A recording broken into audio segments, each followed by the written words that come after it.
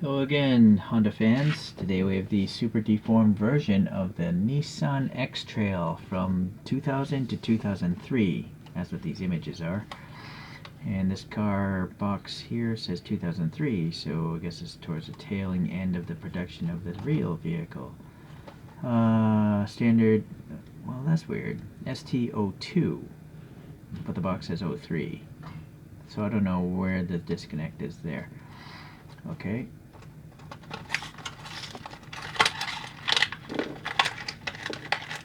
Guess we'll see what's written on the bottom.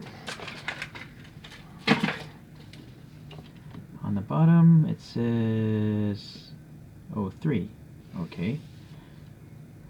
So I'm gonna guess, well that's weird, why would the box say ST2? Anyway, standard construction, screw and a tab here. It's a wind back, pull back toy.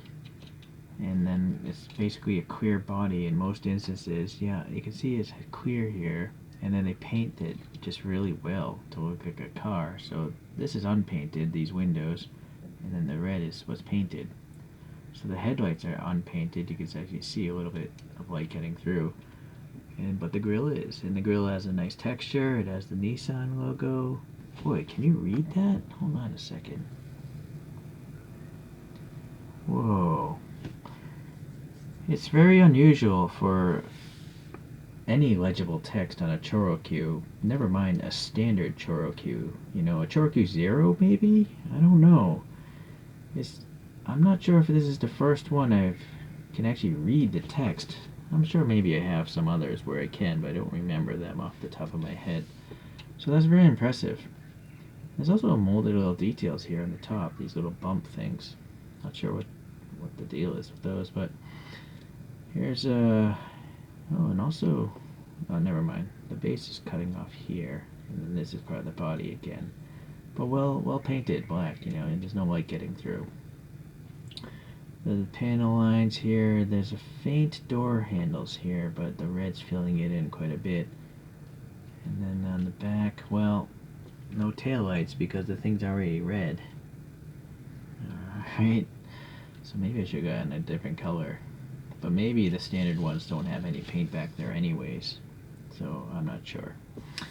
Okay, little sticker tells you what it is. And then up top we got some ribbing here. Ooh, what is that? I think that's someone's hair in bed.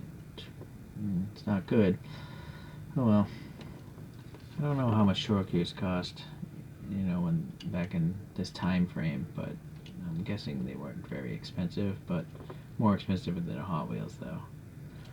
Well, let's do a little wheel swap here. It looks a little plain, you know, with the standard 5 spokes there. So I'm gonna bust out the screwdriver here.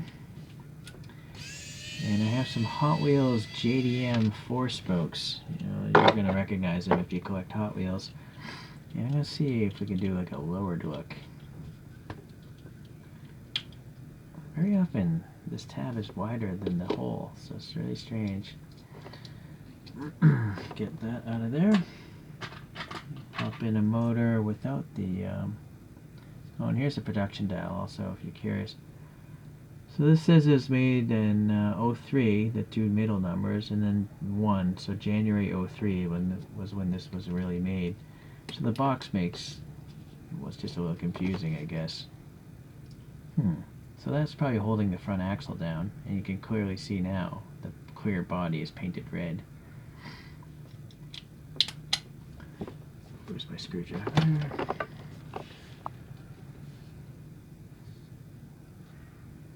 Hand screw this back together so it'll strip out that plastic thread. And I put a motor here so I don't have to use so much putty remounting the wheels. So here's the Hot Wheels chromey things. Do a little test fit. See how the axle end sticks out like that? I guess it'll be fine. It's still underneath the fender. You might not be able to tell, but yeah, alright. So I'm not gonna, I was debating trimming that piece off right there, but there's no need to. But I now have to take the tires off the original wheels and slide them onto these wheel riders.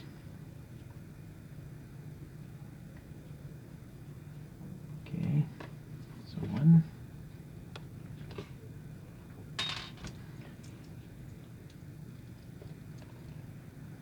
You notice this white film here on the tires? On these older ChoroQs, it's not an issue. You can just wipe it off and the tire looks new again. So it's no big deal.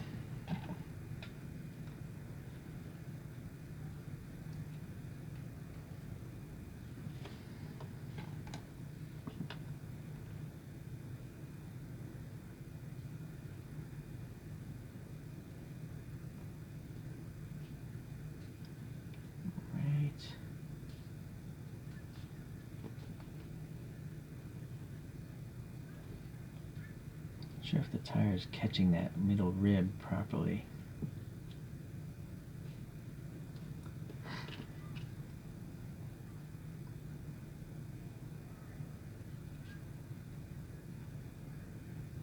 Alright, so like I say, these ChoroQ tires fit pretty well on this particular style of Hot Wheels. They don't fit very well in all of them, but for me, I like it. Okay, so I'm using some poster board putty now to mount these things.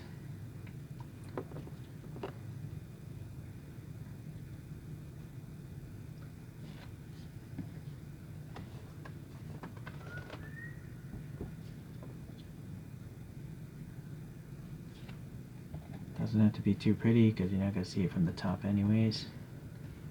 I'm afraid I may need with some more putty on that one, but let's try this first. Maybe not. Got a camera at the rear wheels, pinches it at the top. This one's steering a little bit.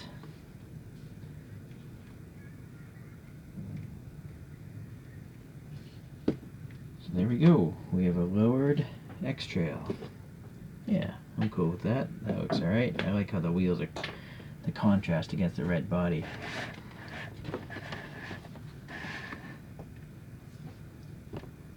So there you can check it out as I pull out some other SUVs.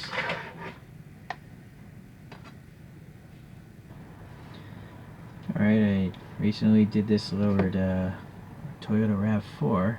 That's super lowered where the tires are really, hidden by the fenders. A while back I have this Honda Element that I 3D printed some black Rhino wheels. Here's a Nissan, no it's not Nissan, it's a Mitsubishi Pajero police truck. I don't know what those wheels are. They're majorettes, I'm not sure. And then the one stock vehicle is this Mercedes G-Wagon, because that has its own unique wheels from ChoroQ. Alright, here's a top view.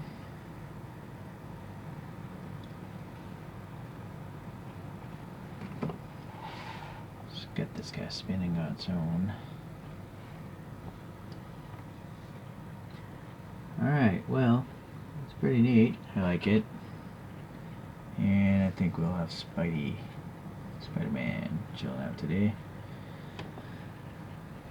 So, I guess the main impression of this one is it actually has a legible Nissan text badge on the front. I really don't remember if I have any other ChoroQs where you can actually read the front badge. I know some on the trunks they would have printing, that you can read, but that's quite impressive for a standard ChoroQ. Alright, well anyways, I will continue to get the ChoroQs in, so hang tight and we'll see you in the next video.